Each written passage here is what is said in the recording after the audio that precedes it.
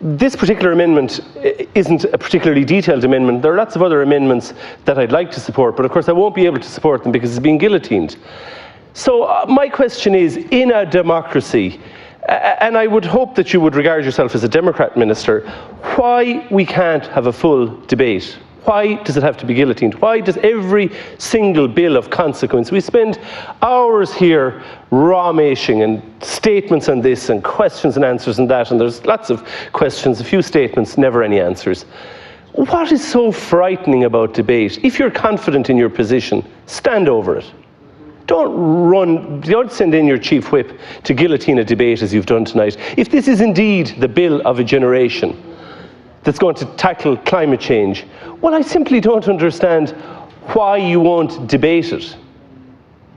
You know, I mean, I appreciate that you feel you have the answers, but I would hope that you don't feel that we're all living in the midst of a messiah. I don't know whether you're a Stone Roses fan or not, but you know, the approach that you've taken, I am the resurrection and I am the light, because I'm not going to listen to any other amendments from any other deputies. It's perverse.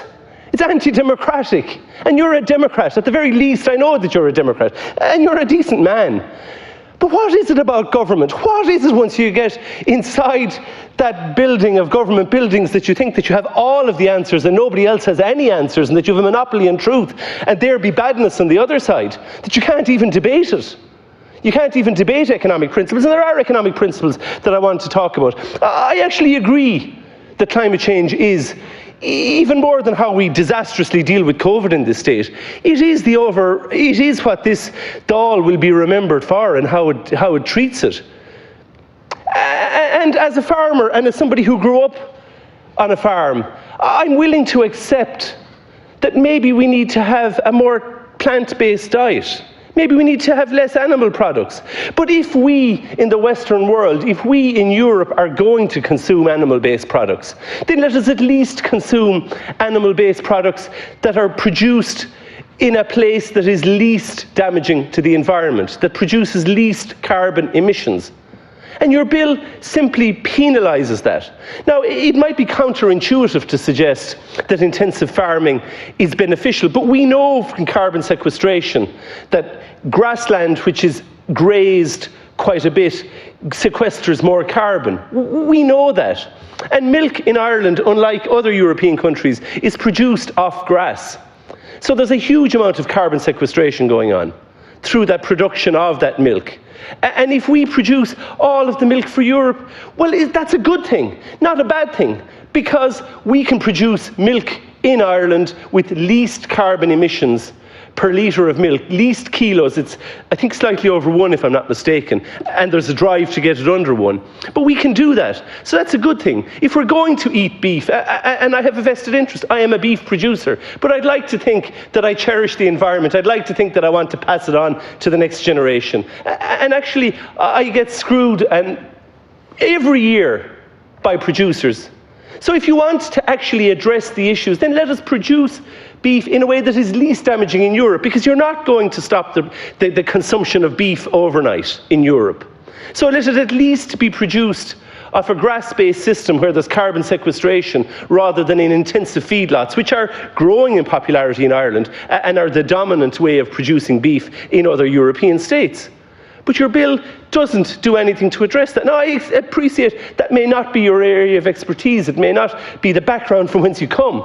It may not even be representative of those that you represent in this Dáil. But that's why I come back to this messianic approach, that you have all of the answers and none of the rest of us have any answers. Because that's not what deliberative democracy is about. That's not what we're elected to do.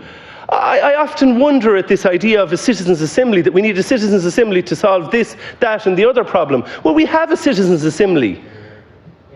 There are 160 ordinary people, and if you don't like me in Clare, anybody in Clare, you don't like me representing you, well, run for election.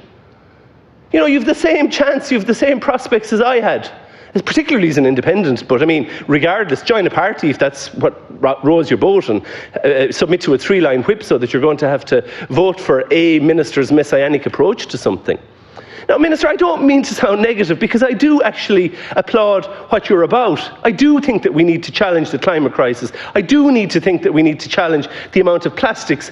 And I mean, what did we spend? Was it how many hundreds of millions of euros of junk plastic did we import from China in the course of this, along with a virus? And of course, you couldn't say this 6 months ago, because it was censored by the media in Ireland. But now that Joe Biden says it's okay to suspect, then we can all talk about it. Like, what is it about this single approach that we have? Everybody thinks that they have an approach and that's correct, and nobody else has an approach that's worth listening to, debating, or even acknowledging, even saying, well, you know what, we can sit a week longer. I mean, it's not like any of us left the country on holidays last week, heaven forbid. Do you know what I mean? I mean, we have time.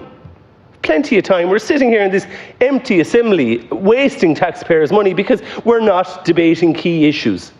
They're being rammed through. That's not democracy, that's not debate. And then if they're challenged in the courts, there'll be a presumption that they were debated in this House, when in fact they weren't. And it is disappointing, Minister. I mean, I reflected from the ashes of a defeat in election. And one of the things that I learned was that, you know, I had a lot less answers than I thought I had.